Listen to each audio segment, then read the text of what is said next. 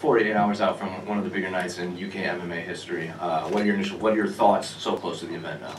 Just excited, to be honest. Like, you know, it's been a long time coming, so it's going to be great to, you know, get in there, see the crowd, and so. Sorry about that. It's obviously been a long time since we last saw you inside the octagon. What specifically kept you out of it? I know there was like some health issues or some injuries or anything. What specifically happened? Yeah, well, obviously I tore the ankle in the last fight, so that took a little while to recover from. I had to have like full reconstruction and everything, so that set me back.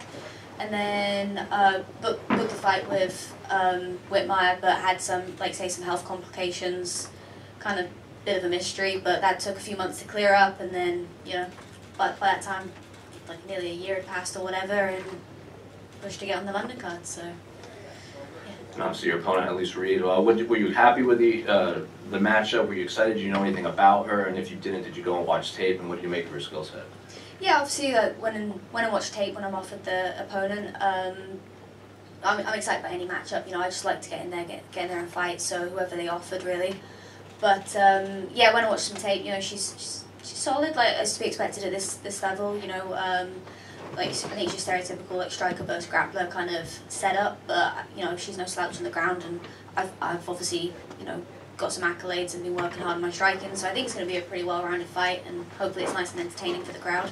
And finally, we've spoken with a lot of UK-based MMA fighters. They've been around for a while. Molly even was talking. She remembers when she sparred you when you were like very young. Have you felt this sense of historic moment leading up to this fight, even though you are so young in your career?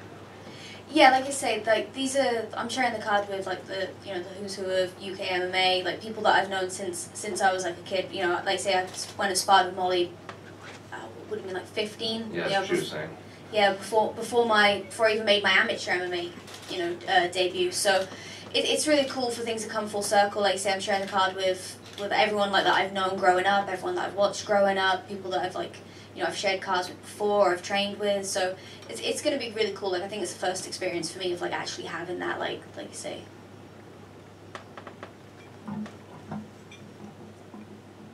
Cory, first UFC fight on UK soil. How does it feel? Obviously, it's different from competing in Las Vegas at the Apex and then competing in America. So, how excited are you to be competing in the UK? And obviously, I'm sure there's lots of friends and family who've turned out for this one. Yeah, I'm really excited.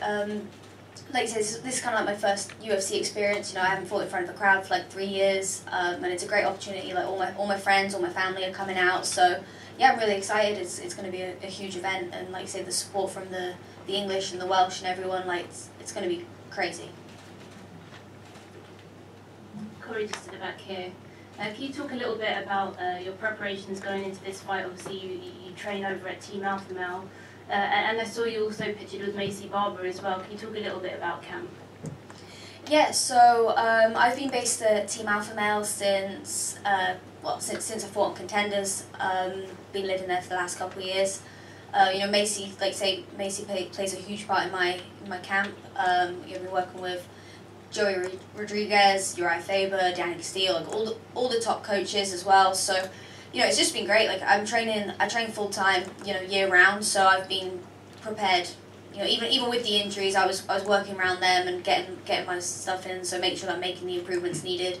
So you know, I've been ready since my last fight. Just kind of, you know, had to deal with a few hiccups on the way. Like say, like you know, I'm really grateful for my training partners. I've got Macy Barber and you know Yan fought on the weekend. You know, she's there now too. So got some really high level training partners and top coaches and everything. So feeling well prepared.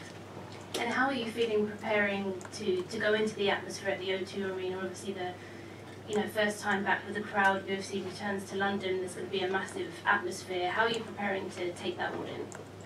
Yeah, luckily with Cage Warriors, I feel like we had that kind of experience. Obviously it's not going to be such a large scale, but I mean Cage Warriors wasn't at such a large scale obviously. But you know, I've had that crowds, I've had the lights, I've had the camera, the full experience. So I feel like it's nothing that I've not experienced before. It's just going to be at like a greater scale. So I feel like if anything, the atmosphere is just going to be amplified, and you know, the emotions will be running high going in there. And luckily, you know, all I ever feel is excitement and prepared to go. So it's going to be fun. How do you see the fight going down on Saturday? Yeah, obviously I always aim for like a finish. I'm not going to call it. Like I say, I've been preparing all around with the best coaches, so wherever it goes, like I'm sure I can get it done. So I'll just be looking to put on a well-rounded performance and hunt that finish, and put on an exciting fight for everybody. Thank you. Cory, you said when you were chatting to us previously that you were possibly overtraining quite a lot, and you said that maybe you'd have to dial things back a little bit, especially because of the health stuff that was going on. Have you maintained that mindset? Because we spoke to Arnold Allen a little while ago, and he doesn't believe at all that you're going to take it easy. So I've actually, yeah, Arnold's here as the co-main, but he's also been assigned as my babysitter. Jack's given him strict instructions that if they see me sneaking off to get any extra training sessions in, he's to wrestle me. So yeah, I mean, they know what I'm like, but I have been a lot smarter. You know, I am approaching this correct. I have listened to him, listened to all my coaches. You know, like even leading up to the fight, you know, like completely just listening to my body, listening to my coaches, doing what needs to be done, you know, as opposed to just doing everything.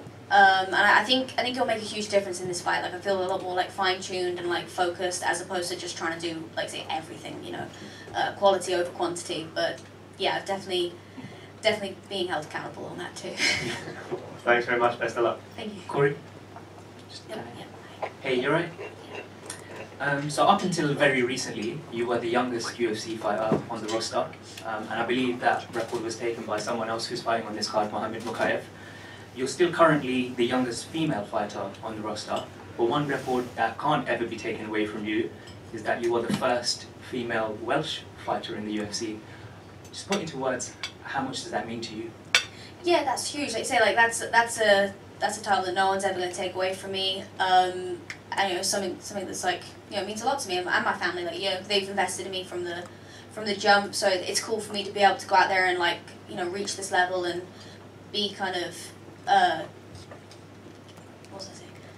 Lost track. Sorry, can't wait. It's, you know, it's nice for me to be able to hold that title and like kind of like be able to be like the forefront for women's MMA. And I hope that, you know, I know there's a lot of women on the amateur scene. There's a lot of like young girls on the scene, you know, like early teenagers that, you know, it would be nice to see them come through and be kind of like, you know, able to like help out or like lead the way, if anything. And throughout your career, you've been in the same gyms as Arnold Allen, Jack Shaw, who just happened to be on this card with you as well. How much inspiration do you take from seeing what they've done so far in their UFC careers? Yeah, it's great. Like growing up, I always said like the people that I looked up to were the people that I saw on the mats around me. You know, like early in my amateur days when I was still in school, like I was seeing like say Arnold and everyone like grafting on the mats, putting in that work, and kind of just like say like gave me that template, like let me know that like what I need to do if I do want to succeed. So you know, like say like when I was training at Till area, like I saw all the boys like putting in all the work. Like I know that they're going to be, you know, just as well prepared going into these fights as I feel like I am, and that's really cool for me. Like. And just final one from me, Cory.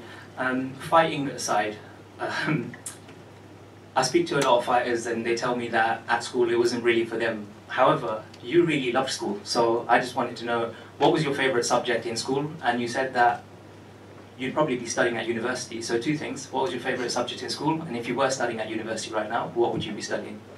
Yeah, so when I was like 2, I turned to my mum and was like, oh, I want to be a scientist. So that was probably what I would have pursued if I hadn't fought. I am a firm believer if you don't use it, you lose it. So I'm not sure, please don't quiz me on anything. But yeah, like I was like a huge book nerd and stuff like that. So yeah, probably like the science route, which kind of transfers a little bit into fighting as well, I think.